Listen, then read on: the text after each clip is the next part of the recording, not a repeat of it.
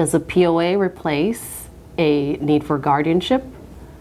The honest answer is, and the quintessential answer for any attorney is, it depends.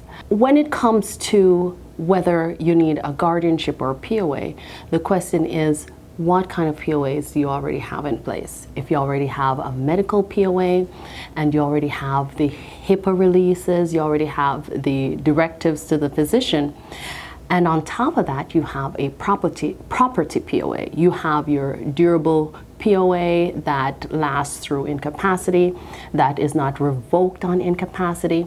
And if institutions are already accepting it, if you are having no problems when you go to the bank, if you're having no problems when you go to the doctor, and in some situations, if that person already has a wonderful trust, the property is already in the trust is properly funded, you may be one of those people who do not need a guardianship.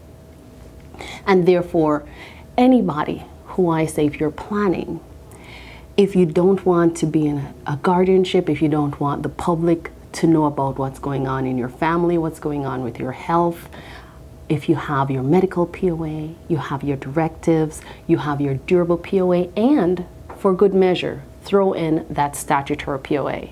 You may be one of those lucky people who can escape guardianship, and the court will never have to know your personal business. If you want to discuss more, you can contact us at Bryan Fagan. We're also at bryanfagan.com.